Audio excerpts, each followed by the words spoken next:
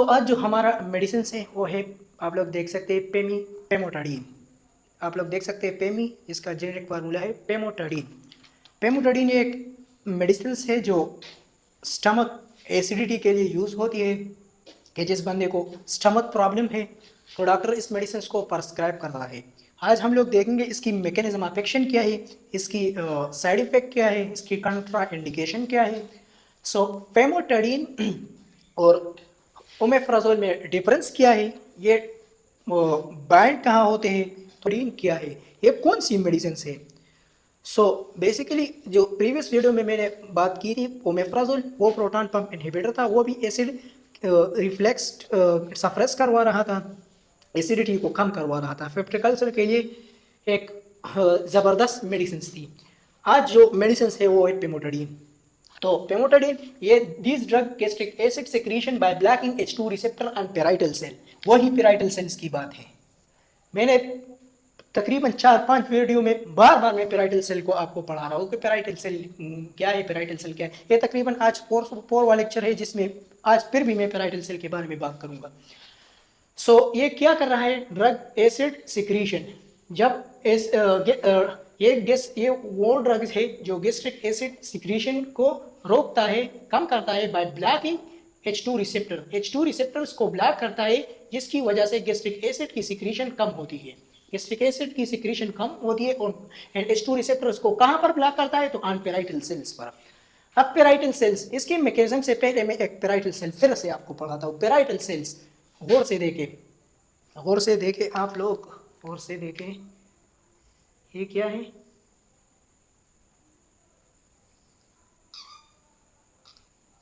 शायद कहीं देखा है आपने इस चीज को,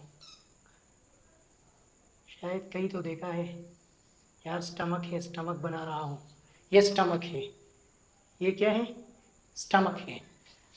तो इस स्टमक यहाँ पर सेल्स प्रेजेंट होते हैं, सेल पेराइटल सेल्स प्रेजेंट होते हैं, पेराइटल सेल। अगर मैं एक पेराइटल सेल को लेकर यहाँ पर एक स्ट्रक्चर बनाऊँ पेराइटल सेल का, तो एक पेराइटल सेल है, क्या है, पेराइटल सेल है। यहाँ पर एक पंप लगा होता है, प्रोटॉन पंप, जो प्रोटॉन को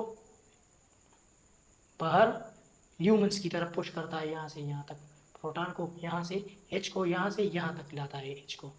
और यहाँ पर Cl ऑलरेडी प्रेजेंट होते हैं, वो फिर बाइंड होकर HCl बनाते हैं, इस तरह से HCl की प्रोडक्शन होती है। तो ये पेराइटल सेल है।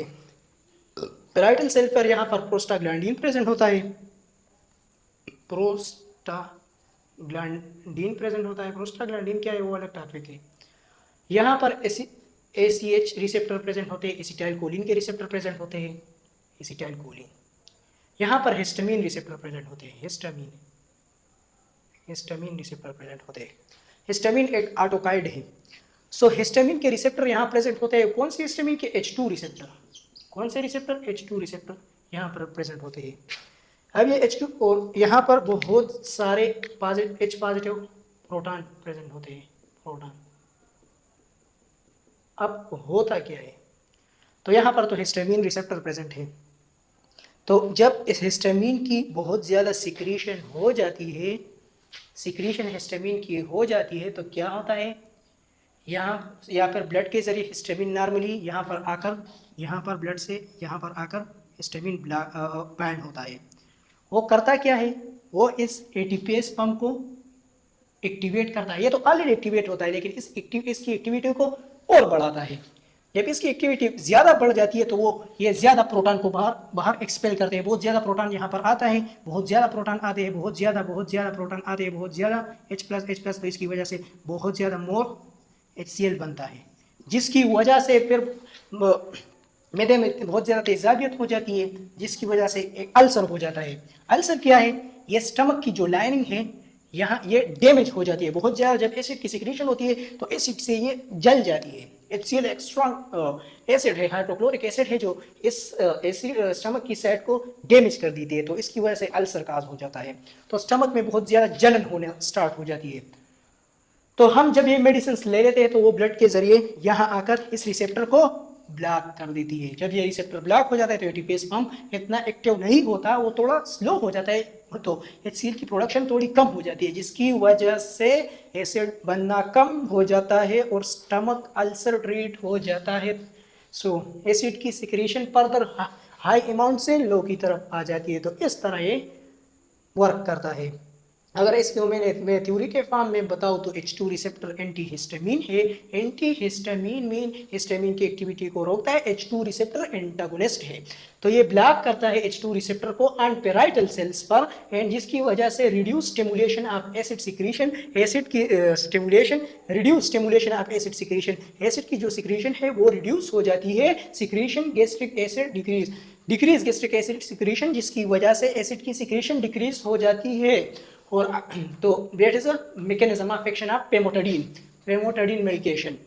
और अगर इसकी साइड इफेक्ट की बात करूँ तो वही नाजिया है, वॉमिटिंग है एंड हेडेक भी है। So it is sometime diarrhoea, constipation भी काज करवा सकता है।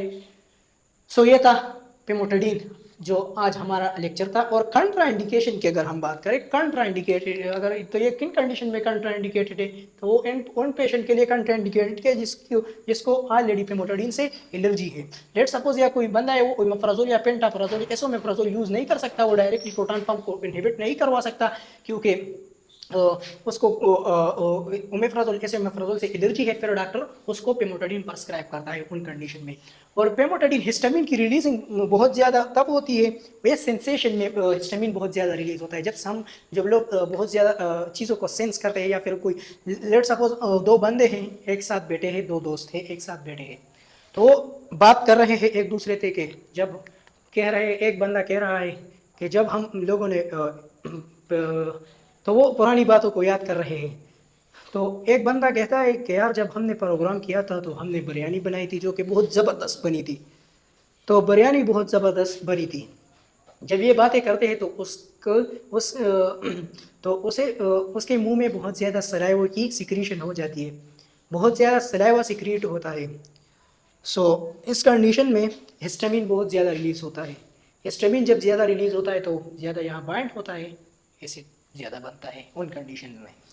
या फिर मैंने आपको बता दिया जब कोई बंदे को अगर ओमेप्राजोल से एलर्जिक है उनके लिए भी famotidine is a best medicine है।